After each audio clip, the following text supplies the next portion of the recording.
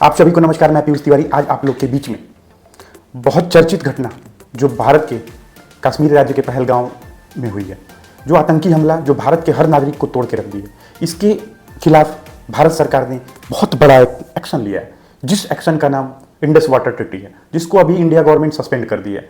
सो इसके अगेंस्ट में पाकिस्तान के बहुत बड़े बड़े नेता, वहाँ के आर्मी चीफ ने बहुत भद्दी कमेंट्स अपने तरफ अपने पक्ष में रखते हुए इंडिया को किया है।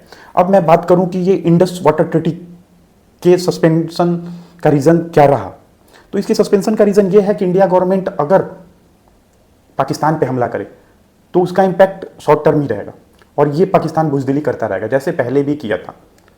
उरी में हुआ था, फिर पुलवामा में हुआ, तो इनके अगेंस्ट में इंडिया गवर्नमेंट ने एयर स्ट्राइक और बहुत से एक्शन लिए, बट उसके बाद भी वो बाज नहीं आया और अब जाके उसने पहलगांव में इतना बड़ा एक आतंकी हमला किया। तो इन सब चीज़ों को देखते हुए इंडिया गवर्नमेंट ने अभी जो वाटर ट्रीटी है इसको सस्पेंड कर दिया है। अब मैं बात करूं कि इस वाटर ट्रीटी में क्या ऐसा चीज़ है जिससे पाकिस्तान इतना बौखलाया हुआ है, तो इसमें 6 नदियाँ हैं। 6 नदियाँ में 3 जो नदी हैं वो इंडिया के लिए फेवर करती हैं और 3 नदियाँ जो हैं जो पाकिस्तान के लिए फेवर करती हैं। तो जिसमें जो 3 रिवर्स हैं उसमें 80% वाटर जो है उसका वो पाकिस्तान अपने एग्रीकल्चर में यूज़ करता है और इलेक्ट्रिसिटी जनरेट करने में करता है, जिसमें मुख्यतः 3 नदियों में से सबसे बड़ी नदी है जो सिंधु नदी है। सिंधु नदी का उद्गम जहाँ से निकली हुई है वो मानसरोवर है, वो तिब्बत में है। तिब्बत के बाद वो लद्दाख जाती है, लद्दाख के बाद पाकिस्तान का एक सबसे महत्वपूर्ण हिस्सा जो गिलगिट बलूचिस्तान बोला जाता है, जो अभी इस कगार पे है कि वो कभी भी पाकिस्तान से अलग हो सकता है। तो अगर ये संधि हुई, टूटी, ये ट्रीटी टूटी, तो इसका इम्पैक्ट पाकिस्तान के इंटरनल कॉन्फ्लिक्ट में भी आ सकता है, इंटरनली भी इम्पैक्ट डाल सकता है, क्योंकि गिलगिट बलूचिस्तान के भी एग्रीकल्चर में इसका इम्पैक्ट आएगा और वो फिर मांग करेगा कि ऐसी बुजदिली हरकतें तुम क्यों कर रहे हो। तो ये भी एक पॉजिटिव वे है इंडिया के लिए। दूसरी जो नदी है वो नदी है झेलम, तीसरी है चिनाब। तो चिनाब और झेलम ये तीनों बड़ी बड़ी नदियाँ हैं, जो सारी नदी जाके फिर ये इंडस में मिल जाती है, मतलब सिंधु में मिल जाती है। इसके अलावा ये वेस्टर्न हो गई। ईस्टर्न में जो 3 नदी है वो रावी हो गई, ब्यास हो गई, जो ब्यास आपको हिमाचल में दिखेगी, मनाली और इनके एरिया में अराउंड में जो ड्राफ्टिंग करते हो वहाँ उसी पे करते हैं जो ब्यास है। और तीसरा है सतलुज नदी। ये तीनों नदी है जो इंडिया को फेवर करती है, जिसका 75% इंडिया गवर्नमेंट वाटर यूज़ करता है। अब वो जो 80% वाटर पाकिस्तान में जाता है उसमें से इंडिया गवर्नमेंट उस वाटर को छू भी नहीं सकता। दैट मीन्स कि अपने पास एग्रीकल्चर के लिए यूज़ नहीं कर सकता। उससे बस आप हाइड्रो सिस्टम जो भी है इलेक्ट्रिसिटी बना सकते हो, क्योंकि चलते धारा में आप उससे इलेक्ट्रिसिटी टरबाइन घुमा सकते हो, बट उसको यूज़ नहीं कर सकते, उस वाटर को यूज़ नहीं कर सकते। तो ये था संधि और ये था इनका इंडस वाटर ट्रीटी का डिटेल।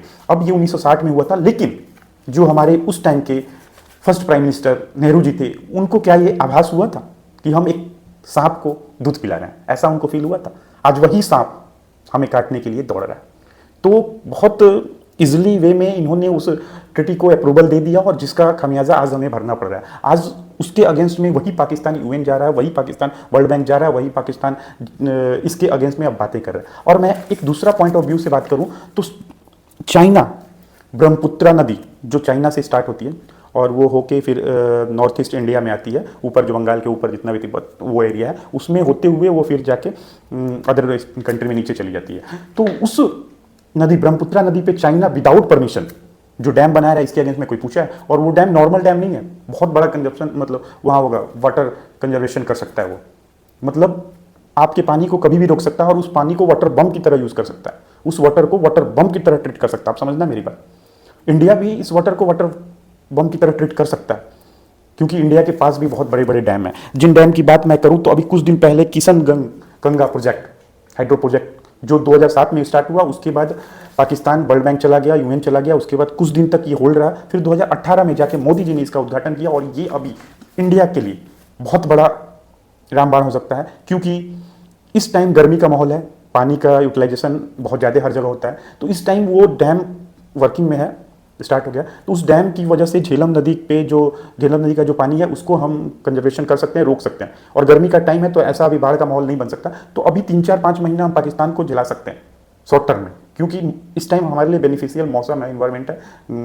तो इसका इम्पैक्ट दिख सकता है चाइना को, अरे सॉरी पाकिस्तान को। अब मैं बात करूं कि ये पाकिस्तान इतना परेशान क्यों हो गया, क्योंकि जो अब ये चीज़ भी मैं क्लियर करता हूँ कि ये 6 नदियाँ जाके पाकिस्तान में एक नदी बन जाती है जो सिंधु नदी के नाम से जानी जाती है। और इस नदी पे पाकिस्तान 2 बड़े बड़े डैम बना रखा है।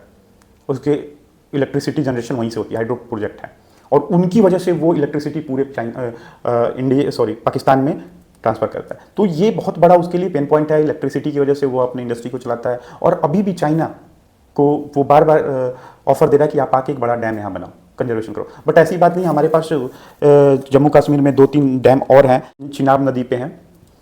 हमें भी अभी डरने की बात नहीं है, हम भी पानी का अब लोगों के दिमाग में ये बातें आ रही हैं कि क्या ये इंडस वाटर ट्रीटी झूठ है या सही है।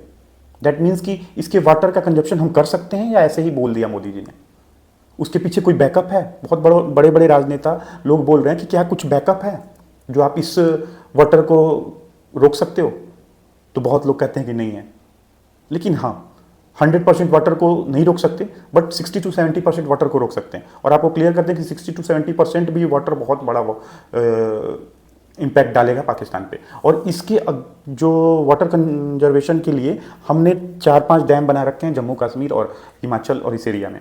ये जो डैम है ये बहुत बड़े लेवल पे है और ये लॉन्ग टर्म प्रोजेक्ट थे इंडिया के लिए।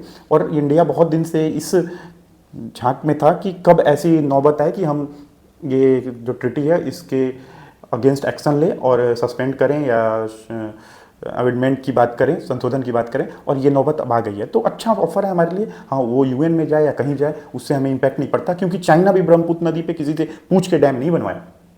चाइना भी जब भी कोई काम करता है किसी से पूछ के नहीं करता। अभी टैरिफ पे भी चाइना ने बहुत सी एक्शन लिए, बहुत सी एक्टिविटीज़ की, तो किसी से पूछ के नहीं किया। उसके अगेंस्ट में करो टैरिफ लगाया अमेरिका ने, तो जाके चाइना ने अपना जो स्टैंड लिया था, पहले का प्रोजेक्ट स्टार्ट किया था, जो भी एक्टिविटीज़ की थी उसके अगेंस्ट में अपना वो अल्टरनेटिव ऑप्शन ढूंढा और स्टैंड रखा। तो कोई गलत नहीं है। हाँ ठीक है, इन फ्यूचर जो भी है वर्ल्ड बैंक और यूएन की चीज़ें होंगी, डिस्कशन होगा, उस टाइम वो इन्वायरमेंट ऐसा होगा, हमारे पास वो अवेलेबिलिटी नहीं होगी कि डैम नहीं है और ये चीज़ नहीं है, तो कंजर्वेशन हम नहीं कर सकते। आज कर सकते हैं। हमारे कुछ बहुत बड़े हिस्से हैं जो आज भी एग्रीकल्चर में उनको वाटर नहीं मिल पाता, इसलिए वो अभी भी बंजर हो जाते हैं और फसल नहीं हो पाती, जो कश्मीर में ऐसे एरिया हैं। तो इसकी वजह से हमें वहाँ बेनिफिट मिलेगा। और रहा पाकिस्तान का बुजदिली वाली बात, तो ये बुजदिल है और बुजदिल ही रहेगा। ठीक है, अगर आपको वीडियो अच्छी लगे तो लाइक करें, अपने कमेंट को सुझाव बॉक्स में डालें और फिर इस चैनल को सब्सक्राइब करें। Thank you for